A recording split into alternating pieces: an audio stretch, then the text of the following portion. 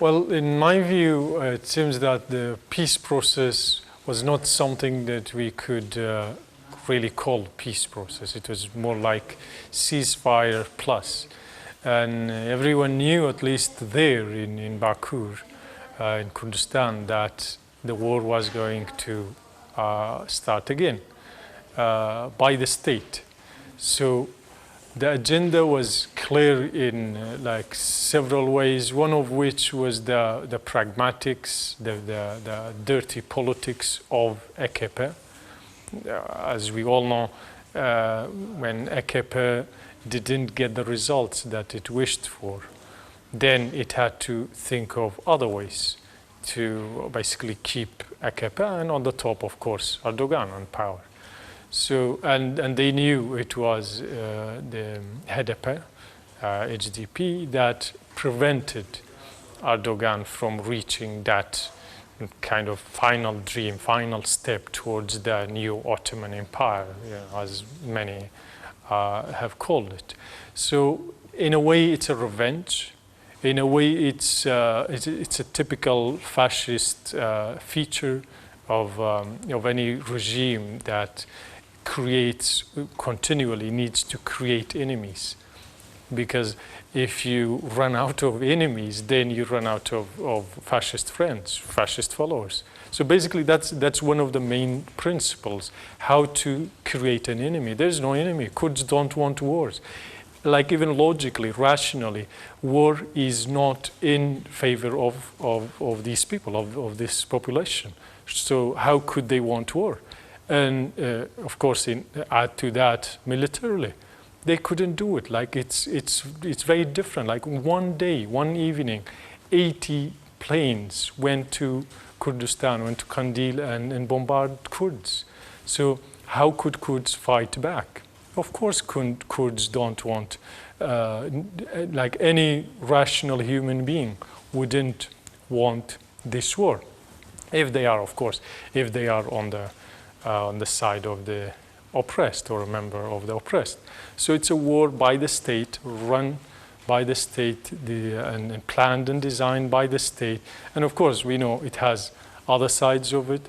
One of those sides, in my view, is that Rojava. In Rojava, they were doing well.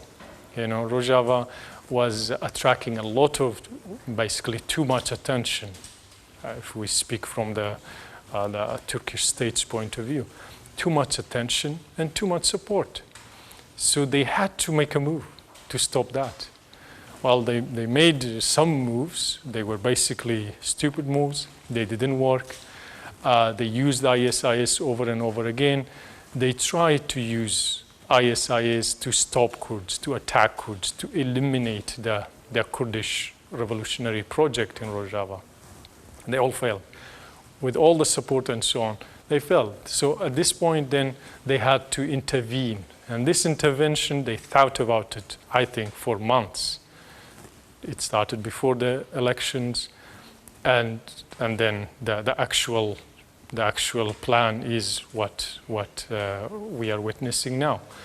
One of which is, of course, the safe zone, which basically doesn't mean it's anything but safe. It's a military zone. It's very dangerous. People, even the population itself, can't come and go freely because it's a closed zone. So it's quite tricky to call it a safe zone. The safe zone, basically, it is a tool to prevent the final step of liberating Kurdistan or Rojava or the Western Kurdistan, and which basically we are talking about all those minorities in that region.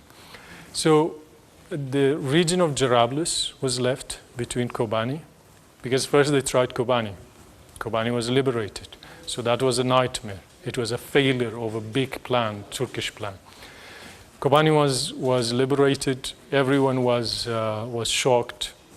Erdogan didn't like that at all. It was against all his predictions. We all know that. Then they tried more attacks on Kobane. They all failed. Then they knew that this movement is going to reach Afrin. So geographically, as you know, there's about 100 kilometers that separate Afrin from Kobane. So, and the Kurds were, or the revolutionary forces, Kurds and others, they were advancing towards Afrin.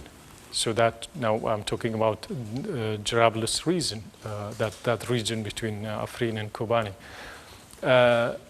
So this safe zone is basically a buffer zone to separate, to keep Rojava separated, like fragmented. That's the basic idea. And this war is part of that because it has nothing to do with ISIS. In fact, they came, these movements came, these plans came in order to rescue ISIS.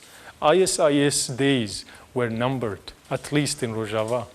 So this plan came basically to rescue ISIS. There is no sincerity whatsoever in this so-called fight against ISIS. It simply doesn't make sense. If two forces are fighting each other and you go attack one of them and you claim that you don't want both of them, it doesn't make sense. Like rationally, no. You attack one side, you are supporting the other side. It's just, that's how it is, directly. We don't need interpretations. We don't need political theorists to tell us this. It's very clear. Everyone knows that in Bashur and Rojava, I think.